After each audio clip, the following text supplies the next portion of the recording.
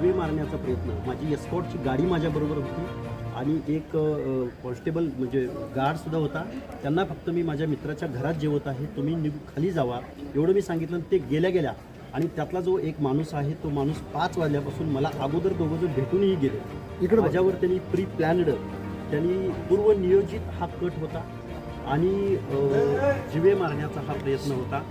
आणि मी आत्ता समोर आहे ना, माझ्यावर जर ड्रिंक घेतल्याचा आरोप होत असेल तर मी डिपार्टमेंट बरोबर आहे, पुढच्या गोष्टी सगळ्या होतील पूर्ण. मला बीपीचा त्रास आहे, मी गोळ्या खातोय, मला आत्ता पण मला पाण्याचं हे झालं.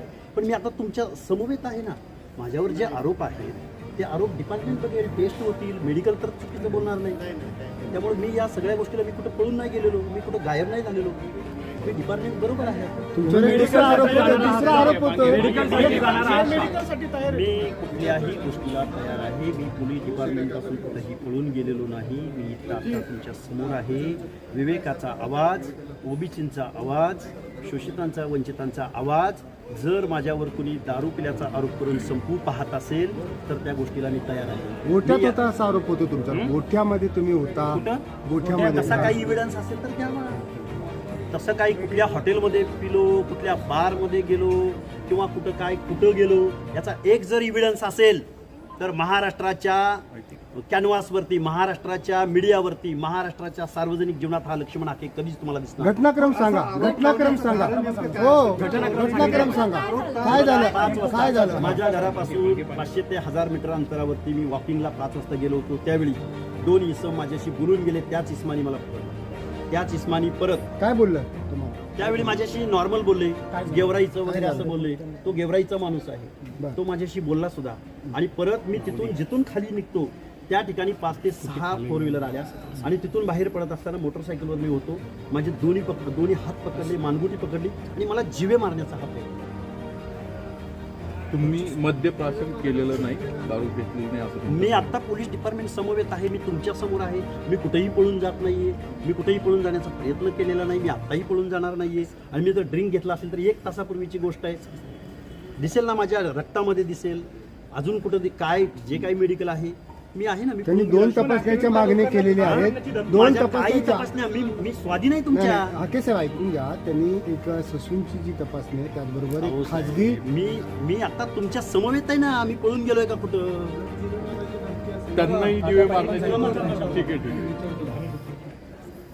सर, आपली हातापाय झाली त्यांच्याबरोबर? हातापाय माझे 2 हात पकडलेले होते, मानगुट पकडलेली होती. मीडियामध्ये आहे, लाईव्ह केलेलं आहे त्या बांधवांनी. ते ठिकाण कोणतं जिथे हे ठिकाण हे ठिकाण राणा चौक ते श्रीकृष्ण मंदिर आहे. श्रीकृष्ण मंदिर आहे स्टेट बँक ऑफ इंडियाच्या अपोजिट साईड. आणि बाजूला मुकादमांची बिल्डिंग आहे, मुकादम बिल्डिंग म्हणून ओळखली जाते. त्याच्या टिळेकर नगर परिसर.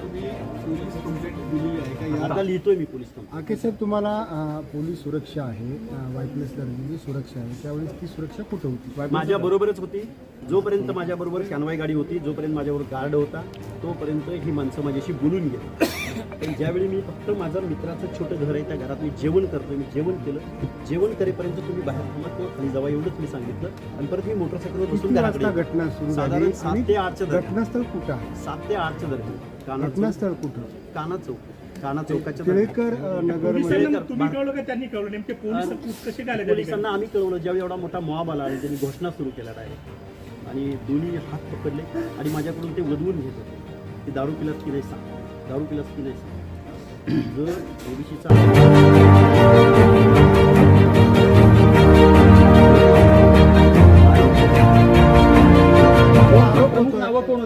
मते नावाचा व्यक्ती आहे आणि एक दुसरा त्या माणसाचं नाव माहिती. एक डेक्कनचा आहे, एक वरतीच राहतो इथंच.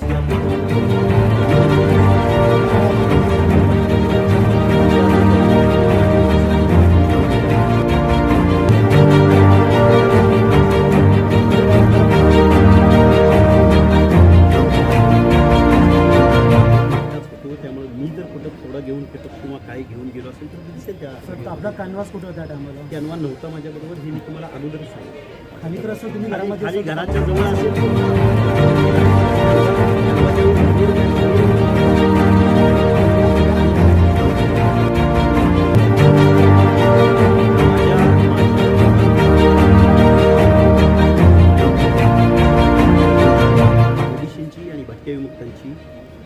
न्यायाची आणि संविधानाची भाषा कधीही सोडणार नाही आणि डिपार्टमेंटला माझं सगळं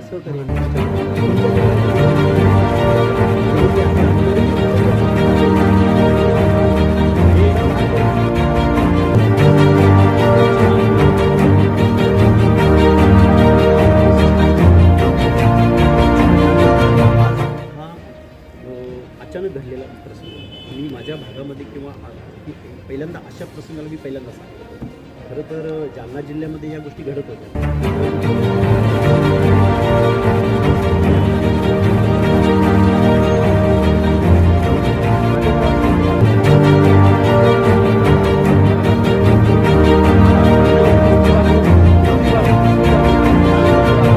तुम्हाला आम्ही तुमची बाजू विचारत होतो तर तुमची बाजू घ्यायला डिपार्टमेंटनी दोघांचीही बाजू ऐकून घेतल्या आणि ते तपास करू. नाही आम्ही जेव्हा एकच बाजू जेव्हा पुढे